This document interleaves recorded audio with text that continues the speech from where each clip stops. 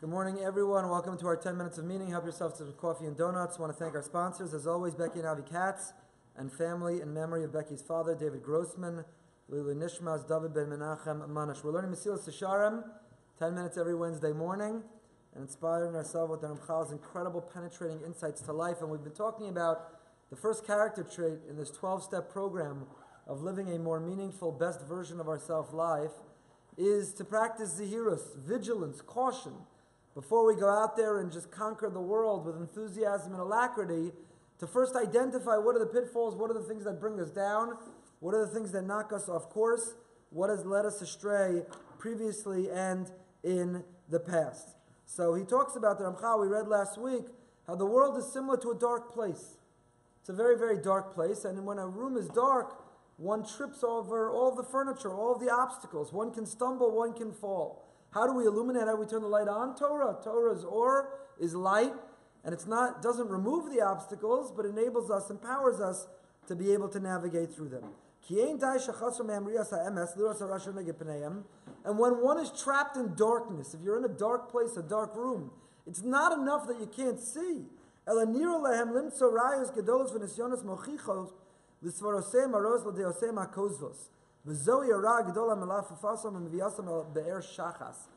Worse than being trapped in darkness is confusing it and thinking that you're in light.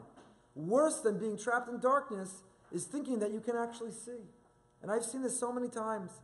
When a family is doing an intervention on somebody who's struggling with an addiction, who's making poor choices, whose judgment is clouded, who's sabotaging their own lives, and there's an intervention which is done, the person who's so trapped by the darkness of their addiction, be it a clinical addiction, which all of society would label an addiction, or be it simply bad habits and poor choices, the individual who's trapped in that darkness not only doesn't know that they're in darkness, not only doesn't realize that their habits and their pattern is ruining their own life, but the person actually defends it and justifies it and thinks they're living the most virtuous life and they're making the best choices. That is the power of the Yetzer Hara, the power of the appetite, of the drive for things that are bad for us.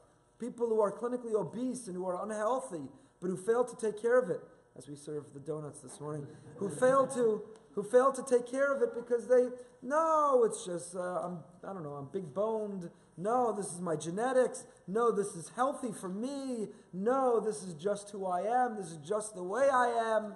And what's true in terms of physical is true spiritually as well. So the Ramchal is describing that we all struggle with this. If we lack the self-awareness, if we lack the ability to take ourselves outside of ourselves and look at our own life.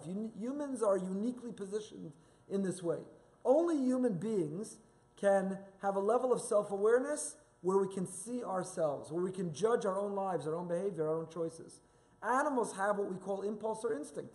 And the nefesh bahami, the animal in us, that animal component of us, also has an instinct and a drive, also wants to give in to its appetite, its temptation in that moment. But we also have a tzelem Elokim. And what it means to have a godly spirit is to have the capacity for discipline, for self-control. It's the capacity for self-awareness, to step outside ourselves and say, what does my life look like? What are the choices I'm making look like? Are they really the best? And are they creating the best version of myself? Or am I so trapped in darkness that I think I can see? I make the mistake of thinking I can see. You ever wake up in the middle of the night, it's a dark room, you ever someplace dark, there's no light, and you mistake objects for people, you mistake people for objects, and the most important thing is to know it's dark, and I have to realize I could be confused, and I shouldn't believe the illusion that my mind is playing on. So too in life, one has to realize it's a dark world, and it's a world of temptation, and it's so easy to confuse vice and virtue, to defend vices as if they're virtues, and to ignore virtues as if reject them as if they're vices. All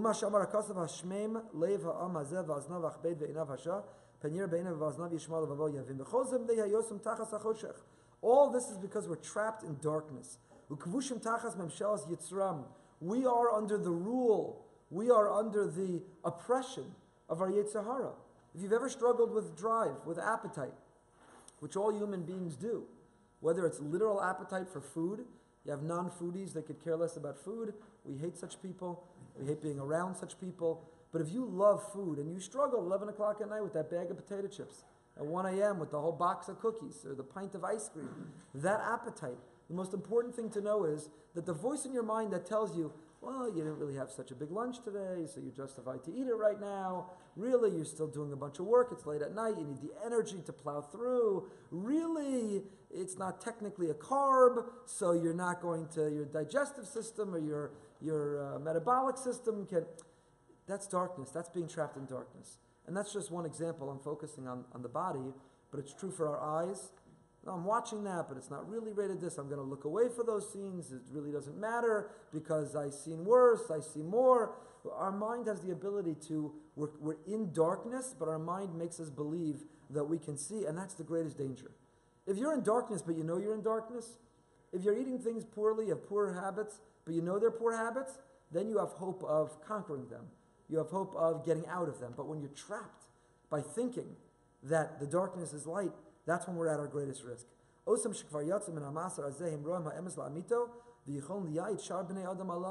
Ramchal here makes a critically important comment. Who is best positioned to help us? Somebody who was trapped in the same place as us. Somebody who's been there and climbed out. We should look to those people for inspiration, for guidance, for support, for advice. Don't reject those people. Don't think that, they flipped out, they frummed out. They're a exercise snob or a health snob.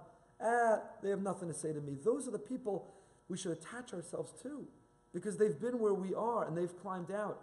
And learning from their methodology, their strategy, learning from their battle and how they conquered it is exactly what can save us. And the Ramchal next gives an amazing mashal, a famous mashal about the maze.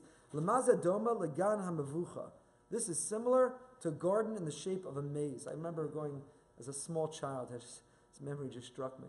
Small child, there was a family trip to England, and we went in such a maze where there are hedges that form a maze, and you have to try to get to the other side. I just remember being a little kid, and in that maze having to go to the bathroom really badly, and having no idea how to get out. This is a maze which has been designed for amusement, for the noblemen and aristocracy. The hedges are built like walls, and in the middle of them are paths, confusing and interconnected, one the same as the next. And the goal is to reach this gazebo in the center of the garden. Some of the paths, most of the paths don't lead there, but of the paths, there's only one that leads directly there. And they're deceptive because they all look similar, and they all look the same. And every time you make a turn, you're convinced this is the right turn. Every time you're at a juncture and you have a choice to make, you're convinced that you are in a position to make the right choice. The problem is they all look the same. So when you're in the maze, when you're on that path, you have no way of knowing whether you're in the right direction or because there's no GPS, there's no tracking. They all look the same. You can't distinguish them. Only an expert who can recognize the smallest nuances will know which is the right path and the wrong path. Only somebody who's been there, who knows the route, who's gotten to the destination, can guide you. Now let's say there's someone standing at the destination. They're standing at the gazebo in the middle. They're standing at the goal. And they stand on a platform. And they can see the whole maze and they see you in it. And they tell you, make a right, make a left, you're going to reach a thing, then go this way. Would you not listen to them? They're standing on a platform at the destination. They've successfully navigated the maze. And now from their point of view, they're able to guide you and direct you and tell you exactly where to go. Who would ignore them?